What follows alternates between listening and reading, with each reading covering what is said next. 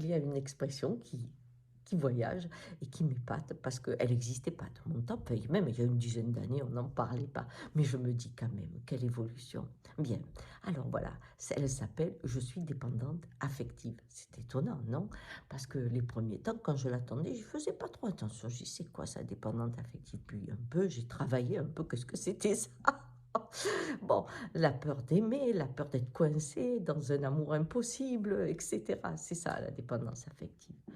Et maintenant, quand quelqu'un me dit: «Je suis dépendante affective», je lui dis: «Bah oui, bah heureusement, hein, tu es un être humain». On me dit: «Ah non, non, non, c'est terrible». J'ai dit: «Mais écoute, regarde bien, on est dépendant de l'air qu'on respire.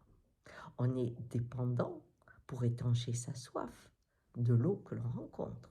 On est dépendant pour épancher sa faim de la nourriture que l'on peut prendre sur la terre. Parce que pendant des années, on nous a mis dans notre indépendance. Et bien aujourd'hui, l'eau est polluée, l'air est pollué et la nourriture se raréfie. Donc, cette indépendance nous a amenés à la véritable conscience de notre dépendance de l'environnement pour vivre. Maintenant, vous me faites la même chose avec l'indépendance affective. Je n'ai besoin de personne sur mon allée Davidson. Mais ça veut dire quoi? Un amour, c'est comme dans la vie. Quand on commence à accepter que tout se transforme, que nous sommes un inspire et un expire, que nous nous remplissons et nous nous vidons, que s'il y a un début, une fin, ça s'appelle le mouvement.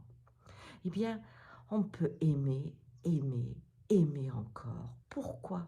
Parce que l'être que je rencontre, c'est au moment où je suis comme ça et où il est comme ça que notre harmonie se fait. Et c'est une explosion de joie. Mais la vie continue à nous transformer. Et quand on se quitte, je ne suis pas la même et je ne suis pas le même.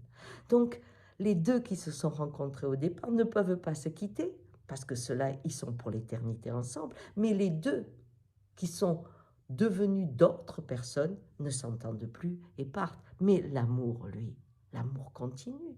Parce que je suis devenu un autre, je vais rencontrer un autre, ou je vais rencontrer un besoin avec la nature, et je vais aimer la nature. Je peux être ermite, par exemple, et je vais aimer le coucher de soleil, aimer. Mon besoin d'amour va se nourrir. Et si je perds la vue, ça sera aimer la nuit qui recouvre mes yeux. Et si je perds l'ouïe et que je n'ai plus le chant des oiseaux et la danse de la forêt, eh bien ça sera le silence que j'aimerais aimer, aimer, aimer encore. C'est là la vraie liberté. C'est ce qu'on ne perd jamais. L'éternité est dans l'amour de ce qui meurt et naît toujours. Allez, bon samedi.